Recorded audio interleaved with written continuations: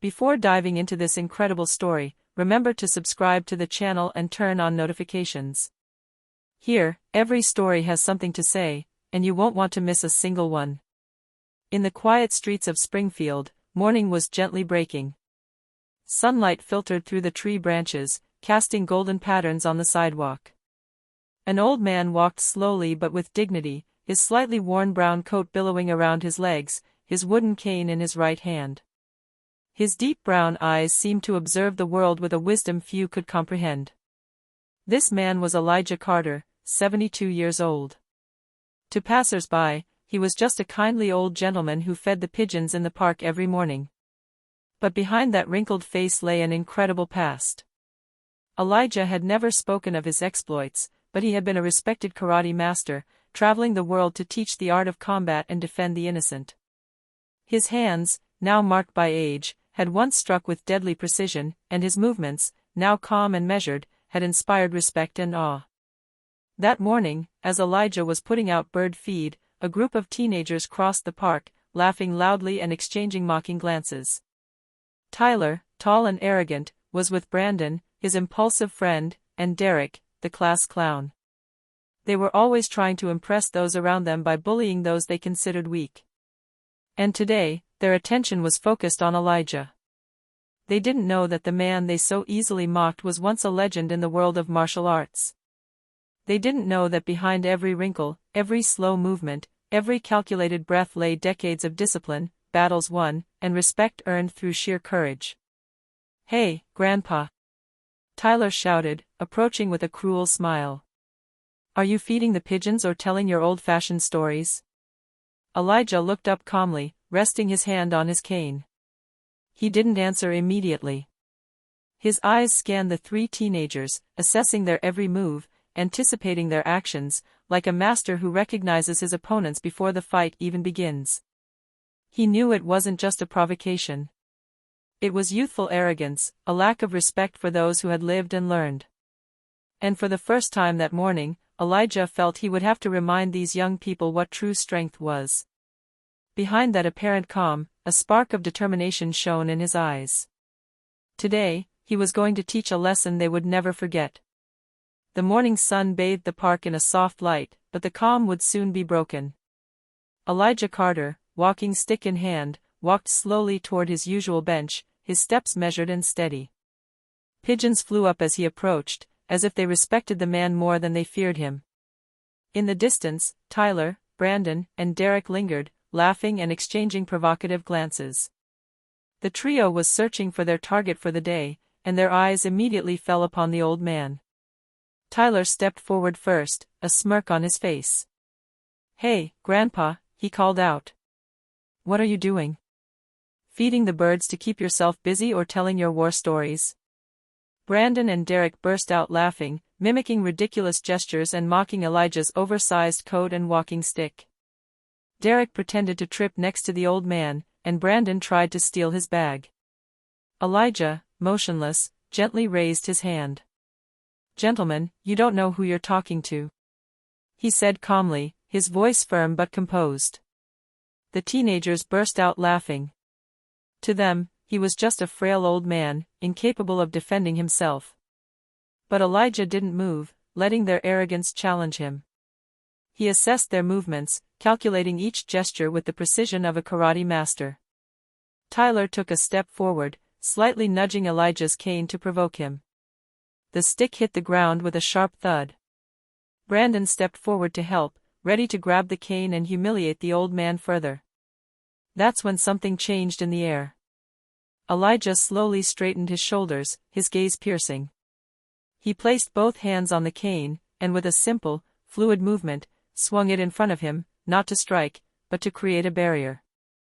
"I don't mean to hurt you," he said softly, "but I won't tolerate gratuitous arrogance." The teenagers stopped, surprised.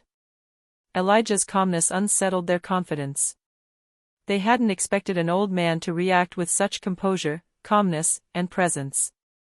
A shiver ran through Tyler when he realized this wasn't an ordinary man. Brandon took a step forward to show he wasn't afraid, but Elijah, with an almost imperceptible movement, deflected his hand and knocked him onto the gravel. Derek took a step back, his arrogance wavering.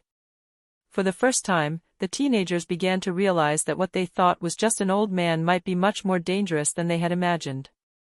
The park fell suddenly silent, broken only by the rustling of leaves. The teenagers stood there, frozen, while Elijah straightened up completely, his cane still in his hand but ready to be used as a simple support, not as a weapon. Tyler, the most audacious, tried to regain his arrogance by advancing towards Elijah. "You think you can stop us?" he said, a forced smile on his lips. Elijah took a step to the side, slowly but with pinpoint precision. His eyes shone with a calm intensity, and his movements revealed decades of discipline. With a fluid motion, he caught Derek's wrist, who was trying to grasp him, and spun him around before gently but firmly placing him on the ground. Brandon and Tyler exchanged an incredulous look. Their mocking laughter had vanished, replaced by confusion and a nascent fear. They had underestimated the man in front of them. "I don't want to hurt you," Elijah said in a soft but authoritative voice. "I just want you to understand something. Strength isn't about intimidating or humiliating." Tyler attempted a kick to intimidate Elijah, but the old man dodged with surprising grace, his movements fluid and precise, each gesture calculated to neutralize without causing injury. In an instant, Tyler lost his balance and fell onto the gravel, unable to believe what he had just experienced. Enraged, Brandon tried to grab Elijah's cane, but Elijah swung it like a stick, placing it behind Brandon's arm to unbalance him and prevent him from moving forward. With a swift but controlled movement, he brought Brandon to his knees. The three teenagers, trembling and shocked, gradually realized they were dealing with a master. Derek murmured almost to himself. He is incredible." Elijah took a deep breath, his gaze resting on each of them. "You were arrogant, loud, and cruel for no reason. But you can learn." The old man took a step back, letting the trio slowly catch their breath. He hadn't inflicted any serious pain, but their humiliation was complete. For the first time, they understood that gratuitous violence was never without consequence, especially when someone is underestimated. The park, once the scene of their intimidation, had become a place of learning, where respect and humility were beginning to take root. The park was now silent. Even the pigeons seemed to be holding their breath. Tyler, Brandon, and Derek, covered in dust and gravel, stood there in disbelief, their arrogance completely shattered. Elijah Carter, calm and composed, adjusted his coat and placed his walking stick on the bench. Tyler, trembling but trying to save face, stepped forward. "Listen, old man, we didn't want to." "Say nothing," Elijah interrupted firmly. "Your intentions don't matter. What matters is what you do with your strength." Derek took a step forward, trying to appear brave, but Elijah stared at him. Their eyes met, and Derek shuddered. He now clearly saw the total control of the man before him. Before they could react, Elijah took a light, almost imperceptible step and used a karate technique to unbalance Brandon, bringing him to his knees without striking him. Tyler attempted a desperate kick, but Elijah dodged with incredible fluidity, using Tyler's force against him to slide him across the floor. "Stop." Elijah's voice echoed throughout the park, imposing despite his age. "You think intimidation is a sign of power, but it's a sign of weakness. You need to learn respect." The teenagers were frozen, panting, unable to respond. For the first time, they understood that true strength lay not in blows or threats, but in control and discipline. Brandon murmured, ashamed. Who are you?" Elijah smiled slightly, a hint of gravity in his eyes. "I am someone who has learned that violence is only used for self-defense, never for unnecessary harm. And you have just received your first lesson." Tyler lowered his head, realizing the depth of his mistakes. Derek and Brandon followed him, silent and humiliated. Elijah, meanwhile, picked up his cane and resumed his walk toward the bench, as if nothing had happened. But the teenagers knew they had just experienced a moment that would change their perception of the world forever. The park, a witness to their arrogance, had been transformed into an improvised classroom, and Elijah Carter, a forgotten but never weak teacher, had reminded everyone that true power lies in respect, self-control, and wisdom. The sun was beginning to set, casting long shadows across the silent park. Tyler, Brandon, and Derek sat on a bench, each lost in their own thoughts. Their clothes were dusty, their faces flushed with humiliation, but a new light shone in their eyes, the light of awareness. Elijah Carter, for his part, had resumed his walk, distributing a few more handfuls of seeds to the pigeons. He walked slowly, each step imbued with calm and dignity. The teenagers watched him from a distance, unable to look away. Derek murmured, "I've never seen anyone like him." Brandon nodded.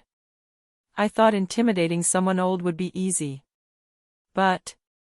He broke off, ashamed. Tyler, the most arrogant at first, finally lowered his eyes.